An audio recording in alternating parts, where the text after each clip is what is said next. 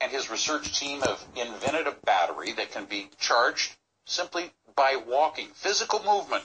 The battery converts the physical energy of walking into chemical energy and then stores it. Now, this power cell can then convert that to electrical energy on demand. The battery can harness enough energy to power a small calculator right now.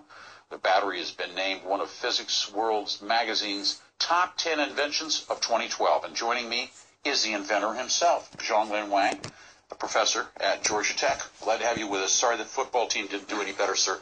But the battery's doing great. Show us what this is and explain a little bit about it. This is something going to change our future living of life. This what I have is that what we call nano generator. This convert tiny physical motion into electricity. And what I have is about 10 LED lights. Once I blow this with my breath, you can see the LED light blows. Okay, so that would be equivalent to charging the battery. Yes. It would be used to do that. Miniaturization version 1. But show me. Inside this. Okay. I don't know if I believe you. Get a close-up of this. Now, our lights may be too bright on this to show if I saw it working in the dark. Oh, there we go. See that green light coming on?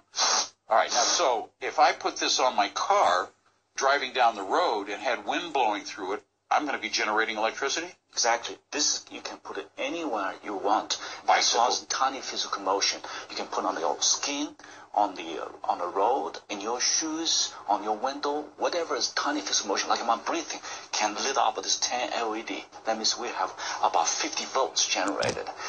When we into a small device and inside anywhere battery, so we have one device. So that device, as we see there, is just like about the size of a nickel or not even as big as a euro. Right. So then miniaturize this one. Inside here, you have a full self-charging power pack.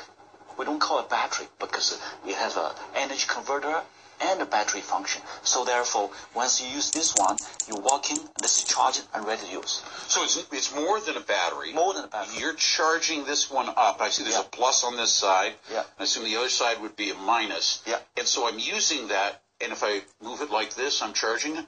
When you put it under the shoes, in your shoes, when you're walking, I think we have a picture of that. Yeah. A picture of how it would work if you would have it on the sole of your shoe, the way that it would work in order to create electricity. Now, does it work with centrifugal force? In other words, if I were to put it on a wheel, the wheel of a car, and go around and around, would it do it? Yes. This is because wheel can drive this one. Much bigger ones, cycle by cycle, that's you harvest the energy and store it and ready use for other purposes. Big question. I mean, how long till this technology, when do I see it in my life? What can I use it for? I have some true applications in our real life. Now, as it stands now, I mean, you're charging a battery, and that can be used to charge anything, mostly small electronics right now. Even we look for small electronics, for example, like cell phones, IP3 player, but we look for big too. If we put this one in the future in the ocean wave, we can harvest ocean wave energy for our large scope energy need. So we think we look at the small, but we have to look forward for the big. So this can be, you can take it to a much larger size. We can scale up, yes, large scales. And this, according to our calculation, this is 1 cubic meter.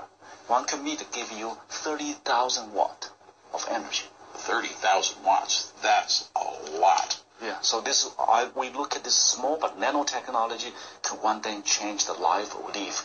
We look at small, but can solve more big problems. Congratulations to you and your team. I can't wait to see the finished product as we come out. This is something